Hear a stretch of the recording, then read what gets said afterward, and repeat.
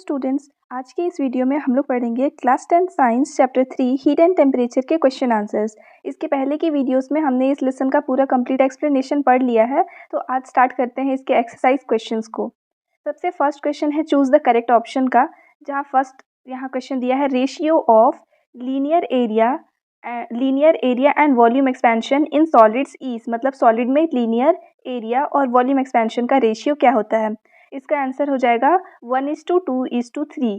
अगर आपने एक्सप्लेनेशन देखा है तो उसको रिकॉल कर पा रहे होगे कि ये तीनों जो एक्सपेंशन है वो सारे एक दूसरे से इस रेशियो में रिलेटेड रहते हैं। Question number 2, among object A and B if the specific heat of object A is less than that of object B then, यानी कि ऑब्जेक्ट ए और बी में अगर ए का स्पेसिफिक हीट बी के कंपैरिजन में कम है, तब आप ए के बारे में क्या बोल सकते हो। तो ए जो है उसका स्पेसिफिक हीट कम है, और जहाँ स्पेसिफिक हीट कम होता है वो क्या होगा, जल्दी गर्म भी हो जाएगा और जल्दी ठंडा भी हो जाएगा। तो इसका आंसर हो जाएगा option A, object A will get warm sooner. Question number 3, which one among the following is best conductor of heat. अब ये सारे एग्जाम्पल्स में से कौन बेस्ट कंडक्टर है, तो यहाँ पे हम लोग को पता है कि मेटल्स जो होते हैं वो बेस्ट कंडक्टर होते हैं, गुड कंडक्टर्स होते हैं। तो इन सब के कंपैरिजन में जो आयरन है वो मेटल है, बाकी ग्लास, एस्बेस्टस और वुड दिया है। तो आयरन क्योंकि मेटल है इसलिए वो एक गुड कंडक्टर हो जाएगा। तो इन 4 ऑप्शन में से जो आयरन है वो बेस्ट कंडक्टर है हीट का। तो इसका आंसर हुआ ऑप्शन ए, आयरन। उसके बाद question number 4, which one of the following heats can not flow due to convection. इनमें से किसके थ्रू हीट जो है वो कन्वेक्शन के थ्रू पास नहीं हो पाएगा। तो हम लोग एक्सप्लेनेशन जब देखे हैं लेसन का, वहाँ पे क्या पढ़े थे कि कन्वेक्शन के लिए एक मटेरियल मीडियम रिक्वायर्ड होता है, और वो मटेरियल मीडियम या तो लिक्विड या फिर गैसियस फॉर्म में होना चाहिए। अब यहाँ ऑप्शन में टी, वाटर और विंड, ये सारे जो हैं, टी और वाटर जो है वो लिक्विड मीडियम हो गया और विंड जो है वो गैसियस मीडियम हो गया, लेकिन वैक्यूम जो है वहाँ पे मीडियम एब्सेंट है, और कन्वेक्शन के लिए एक मटेरियल मीडियम रिक्वायर्ड होता ही है। इसलिए 4th क्वेश्चन का आंसर हो जाएगा ऑप्शन डी, वैक्यूम। अब आते हैं नेक्स्ट क्वेश्चन पे, फिल इन द ब्लैंक्स है। यहाँ पे जो ब्लैंक है उसको मैंने ऑलरेडी फिल कर दिया, आप यहाँ से उसको नोट डाउन कर लेंगे कि heat is not matter, instead it is energy.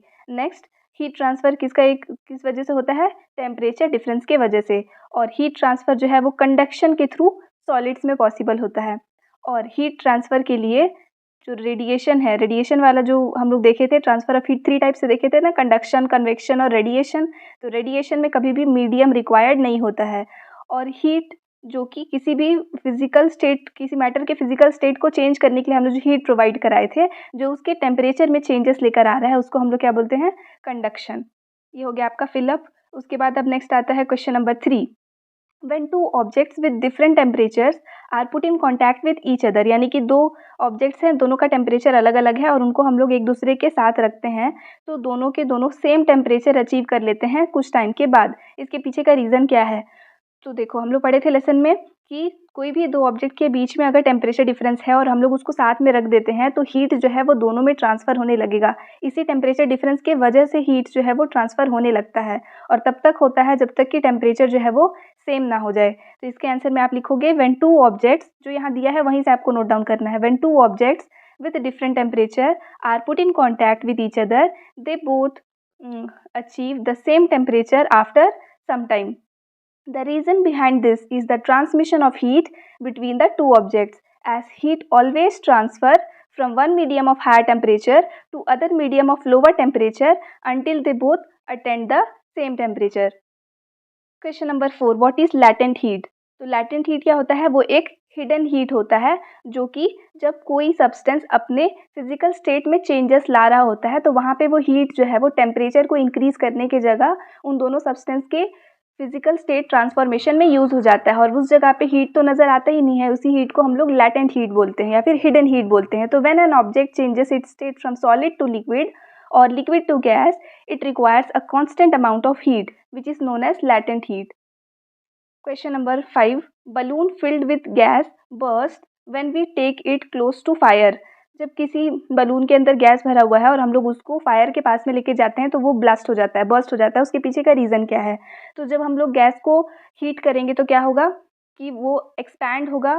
तो जब हम लोग बलून को फायर के पास में लेकर के जा रहे हैं, तो उसके अंदर जो गैस फिल हुआ था वो हीट एब्जॉर्ब करके एक्सपैंड होगा, और जब वो एक्सपैंड होगा तो बलून के ऊपर में एक प्रेशर एक्सर्ट करेगा, और इस प्रेशर के वजह से वो जो बलून है वो बर्स्ट हो जाता है।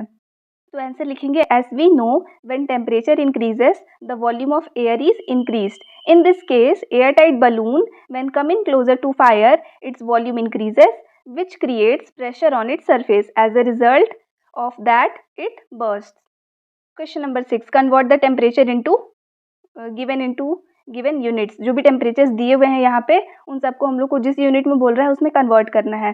कन्वर्जन के लिए फॉर्मूला था जो आपको याद करना पड़ेगा. तो फर्स्ट क्वेश्चन है यहाँ पे 14 डिग्री फ़ारेनहाइट को हम लोग को सेल्सियस में कन्वर्ट करना है. देखते हैं यहाँ पे first 14 degree Celsius into 14 degree Fahrenheit into Celsius. तो यहाँ पे एफ़ का वैल्यू दिया हुआ है 14 डिग्री. हम लोग फॉर्मूला यूज़ करेंगे F-32 divided by 212 minus 32 equals to जो सेल्सियस स्केल में कन्वर्ट करना है तो अब सेल्सियस माइनस 0 अपॉन 100 माइनस 0. अब एक्चुअल में ये फॉर्मूला आपको अगर रिकॉल हो पा रहा होगा तो क्या होता है, एक साइड में जो गिवन टेम्परेचर स्केल है उसका वैल्यू लिखते हैं और एक साइड में जिस टेम्परेचर स्केल में कन्वर्ट करना है उसका वैल्यू लिखते हैं. तो यहाँ पे टेम्परेचर स्केल और यहाँ उसका बॉइलिंग पॉइंट रहता है. फिर यहाँ freezing point minus boiling point. Same इधर भी temperature scale minus boiling point, freezing point minus boiling point. इसमें वैल्यूज़ को पुट करेंगे तो फ़ारेनहाइट में यहाँ दिया हुआ है 14 तो हम लोग यहाँ 14 रख दिए. ये 32 S2S नोट किए और 212 माइनस 32 करेंगे तो 180 आता है. सेल्सियस में कन्वर्ट करना है तो सेल्सियस माइनस 0 मतलब सेल्सियस ही रहेगा और 100 माइनस 0 मतलब 100 ही रहेगा. अब आप क्रॉस मल्टीप्लाई करोगे इसको तो C इंटू 180 इक्वल्स टू ये दोनों सब्सट्रैक्ट किए हैं तो माइनस 18 आएगा. तो वही माइनस 18 इंटू 100 किए यानी कि C का वैल्यू कितना हो जाएगा माइनस 1800 डिवाइडेड बाई 180 यानी कि माइनस 10. यानी कि 14 डिग्री फ़ारेनहाइट जो है वो माइनस 10 डिग्री सेल्सियस के इक्वल होता है. नेक्स्ट है 100 डिग्री सेल्सियस. 100 डिग्री सेल्सियस को फ़ारेनहाइट में कन्वर्ट करना है. तो यहाँ पे सेल्सियस का वैल्यू दिया है 100 डिग्री तो वही पुट करेंगे हम लोग. यहाँ पे फ़ारेनहाइट नहीं दिया है तो फ़ारेनहाइट जो है given scale minus boiling point और freezing point minus boiling point. फिर यहाँ पे given scale minus boiling point, freezing point minus boiling point. अच्छा मैं उसको अपोजिट बोल दे रही हूँ ना, फ्रीजिंग पॉइंट नहीं है ये, boiling point minus freezing point है ना. इससे पहले वाले पे भी बस बोलने में वो हो गया है ठीक. तो यहाँ पे क्या आएगा फ़ारेनहाइट माइनस 32 अपॉन 180 और यहाँ पे 100 माइनस 0 और फिर 100 माइनस 0. तो इसका वैल्यू तो 100 अपॉन 100 ही आएगा जो कि दोनों कैंसिल हो जाएगा. तो क्या आएगा वैल्यू आपके पास बचा हुआ यहाँ पे क्रॉस मल्टीप्लाई करोगे क्या आ जाएगा F माइनस 32 और ये 180 इस साइड आ जाएगा तो 180 हम लोग यहाँ लिखे हैं. अब क्या होगा F का वैल्यू 180 प्लस 32 यानी कि 212 डिग्री फ़ारेनहाइट. और सिंपल अगर आपको याद है स्केल में कि 100 डिग्री सेल्सियस जो है वो तो हम लोग को डायरेक्टली पता है कि 212 डिग्री फ़ारेनहाइट के इक्वल होता है और 373 केल्विन के इक्वल होता है. तो वहाँ से डायरेक्टली इक्वेट भी कर सकते हैं कि 100 दिया है तो हाँ ये और ये वैल्यू पॉसिबल है. नेक्स्ट है 12 केल्विन इंटू सेल्सियस. अब केल्विन से सेल्सियस वाला फॉर्मूला तो इजी था. के का फॉर्मूला क्या था C प्लस 273. तो अगर हम लोग को C के टर्म्स में निकालना है तो वो क्या हो जाएगा K माइनस 273. तो K का वैल्यू है 12 तो 12 माइनस 273 तो C का वैल्यू कितना हो जाएगा minus 261 degree celsius. Question number 7. Right 3 uses of specific heat of water in our daily life. मतलब वाटर का जो स्पेसिफिक हीट है उसका हम लोग के डेली लाइफ में क्या क्या यूज़ है. पहला चीज़ हॉट वाटर बॉटल्स में यूज़ करते हैं हम लोग वाटर को. दूसरा वाइन प्रिपरेशन में यूज़ करते हैं वाटर को. और तीसरा कार रेडिएटर्स में कूलेंट के फॉर्म में यूज़ होता है वाटर. 3 यूज़ बोला है, आप और भी चाहो तो लिख सकते हो. जैसे कि वाटर को हम लोग फायर एक्सटिंग्विश करने में यूज़ करते हैं तो वो भी यहाँ पे आप ऐड कर सकते हो, उसमें कोई दिक्कत नहीं है. अपने हिसाब से कोई भी 3 यूज़ लिखना है. क्वेश्चन नंबर 8 है determine the final temperature if we mix 1 kg of water which is at 40 degree Celsius with 1 kg of water which is at 60 degree Celsius. Lesson के एक्सप्लेनेशन टाइम देखे थे कि अगर दो ऐसे दिया है मिक्सचर, एक मिक्सचर बना रहे हैं हम लोग और दो अलग अलग टेम्परेचर में दिया है तो ऑब्वियसली इन दोनों टेम्परेचर का जो एवरेज होता है वही उस मिक्सचर का वैल्यू होगा. तो उसके अलावा जो फॉर्मूला हम लोग को यूज़ करना पड़ेगा जो लेसन में हम लोग पढ़े थे वो क्या था फाइनल टेम्परेचर के लिए कि M1 into T1 plus M2 into T2 और whole divided by M1 plus M2. जहाँ पे M1 जो है वो मास हो जाएगा कि इसका फर्स्ट वाले मतलब वाटर जो हम लोग फर्स्ट वाले केस में लिए हैं उसका और T1 टेम्परेचर हो जाएगा फर्स्ट वाले केस का और वहीं पे M2 और T2 सेकेंड वाले केस के लिए हो जाएंगे. तो क्योंकि मास तो दोनों 1 kg ही है, दोनों में 1 kg ही दिया है तो यहाँ पे M जो है वो कांस्टेंट हो गया. M1 equals to M2 equals to 1 kg हो गया. टेम्परेचर फर्स्ट वाले केस का 40 डिग्री सेल्सियस और सेकेंड वाले का 60 डिग्री सेल्सियस हो गया. तो यहाँ आप इंटू वन करने का तो कोई मतलब नहीं है. तो T1 और T2 को सब्सट्रैक्ट ऐड करेंगे तो ये हो गया 40 प्लस 60 और यहाँ पे दोनों को ऐड करोगे तो आएगा 2, तो वो हम लोग यहाँ लिखे, यानी कि 50 डिग्री सेल्सियस। 40 + 60 करोगे तो 100 डिवाइडेड बाई 2 यानी 50 डिग्री सेल्सियस। ये हो गया आपका 8th आंसर। अब question number 9, mass of an aluminium object is 500 gram. How much amount of heat needs to be supplied in order to increase its temperature by 40 degree Celsius. Specific heat of aluminium is 0.009 joule per kg per degree Celsius. यहाँ पे आपको find करना है heat, और heat के लिए formula हम लोग पढ़े हैं mass into specific heat capacity into change in temperature. तो मास यहाँ दिया हुआ है 500 ग्राम, लेकिन यहाँ देखो स्पेसिफिक हीट कैपेसिटी का यूनिट जो है वो किलोग्राम में दिया है, तो हम लोग को इस मास को ग्राम से किलोग्राम में कन्वर्ट करना पड़ेगा। तो 500 ग्राम 0.5 किलोग्राम के इक्वल हो जाएगा, और जो स्पेसिफिक हीट है वो हम लोग जिस यूनिट में दिया है वही यूज़ करेंगे। और टेम्परेचर भी यहाँ पे क्योंकि डिग्री सेल्सियस में ही दिया है, यहाँ सेल्सियस था, यहाँ भी सेल्सियस में दिया है, तो S2S यूज़ करेंगे। अब इस फॉर्मूला में हम लोग वैल्यूज़ को पुट करेंगे, तो क्यूब में M का वैल्यू कितना पुट करेंगे 0.5, S का वैल्यू 0.09 और T का वैल्यू चेंज इन टेम्परेचर ना डेल T 0 से 40 डिग्री सेल्सियस हुआ है, तो change in temperature 40 degree Celsius है तो 40 लिखेंगे। तीनों मल्टीप्लाई किए आंसर आएगा 1.8 joule. Question number 10, length of an aluminium wire is 100 centimetre.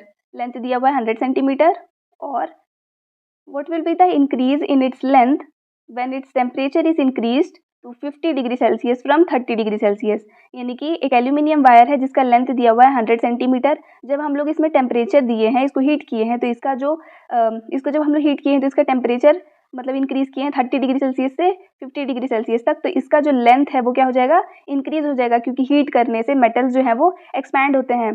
तो और यहाँ पे दिया है इसका कोएफिशिएंट ऑफ लीनियर एक्सपेंशन, क्योंकि ये वायर है ना, तो लीनियर एक्सपेंशन का वैल्यू दिया है 26 × 10⁻⁻6 पर डिग्री सेल्सियस तक। तो हम लोग को अब इसका जो लेंथ जो चेंज हो गया है, न्यू लेंथ जो फॉर्म हुआ है, उसका आपको वैल्यू बताना है। तो यहाँ पे हम लोग यूज़ करेंगे formula coefficient of linear expansion वाला, जिसमें से हम लोग चेंज इन लेंथ के टर्म्स में लिखेंगे उसको।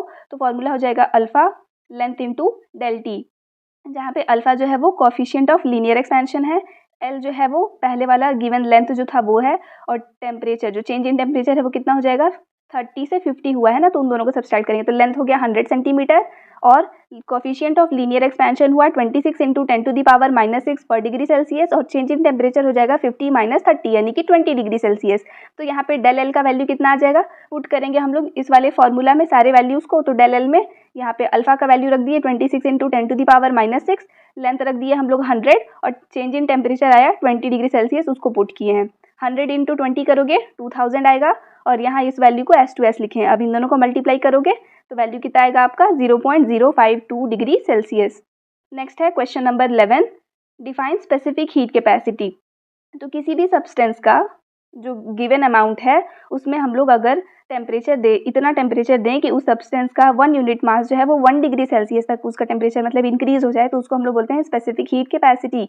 तो the specific heat capacity of any substance is the amount of heat required to raise the temperature of 1 unit substance by 1 degree celsius. Question number 12, what are the types of heat transfer, write about them. तो lesson में हम लोग पढ़े हैं heat transfer जो है वो total 3 type से होता है। एक होता है कंडक्शन, एक कन्वेक्शन, एक रेडिएशन। जो कंडक्शन है वहाँ पे हीट ट्रांसफर जो है वो 2 ऑब्जेक्ट्स के बीच में डायरेक्ट कॉन्टैक्ट से होता है, और ये प्रोसेस हमेशा सॉलिड सब्सटेंस में देखने के लिए मिलेगा। कन्वेक्शन जो है वहाँ पे हीट ट्रांसफर 2 बॉडीज़ के बीच होगा, और यहाँ पे मैटर का एक्चुअल में मूवमेंट होता है। कंडक्शन में सिर्फ वहाँ कॉन्टैक्ट देखने के लिए मिलता है, लेकिन मैटर मूव नहीं होगा। कन्वेक्शन में जो मैटर है उनका एक्चुअल मूवमेंट देखने के लिए मिलता है, और ये प्रोसेस जो है वो लिक्विड्स और गैसेस में पॉसिबल है। रेडिएशन जो है वो विदाउट एनी मीडियम होगा, और ये जो हीट ट्रांसफ़र है वो मतलब बिना मीडियम के होगा, रेस के फॉर्म में, इसको हम लोग रेडिएशन बोल रहे हैं। एग्जांपल में आप सन रेस ले सकते हो। ये हो गए 3 types of heat transfer. Last है यहाँ पे 13th question, give few examples of effect of heat seen in our daily life. मतलब हम लोग की डेली लाइफ में हीट का क्या क्या इफेक्ट दिखता है, उसको आपको फ्यू एग्जाम्पल्स यहाँ पे देने हैं। तो इफेक्ट में बहुत सारे इफेक्ट्स हैं जो हमारे डेली लाइफ में देखने के लिए मिलते हैं, उनमें से कुछ जो यहाँ पे है वो क्या हो जाएगा। फर्स्ट थिंग कि हॉट समर डेज में हमारा जो बॉडी है उसमें स्वेटिंग होने लगता है। दूसरा बोल सकते हैं हम लोग अपने बॉडी का टेम्परेचर चेक करने के लिए थर्मोमीटर यूज़ करते हैं। एंड उसके अलावा आप देख सकते हो कि जब हम लोग कोई भी वाटर बॉटल जो है उसको रेफ्रिजरेटर से बाहर निकालते हैं तो उसमें वाटर ड्रॉपलेट्स उसके सरफेस पे देखने के लिए मिलते हैं। ये सारे जो हैं वो इफेक्ट्स ऑफ हीट के ही एग्जाम्पल है जो हम अपने डेली लाइफ में नोटिस करते हैं। नाउ आई होप कि आपको ये पूरे क्वेश्चन आंसर समझ में आ गए होंगे। अब इसके बाद नेक्स्ट हम लोग नेक्स्ट लेसन का एक्सप्लेनेशन देखेंगे। अगर आपको वीडियो पसंद आया है तो प्लीज़ लाइक कीजिएगा एंड चैनल को सब्सक्राइब करके जाइएगा अगर न्यू आए हैं। Thanks for watching.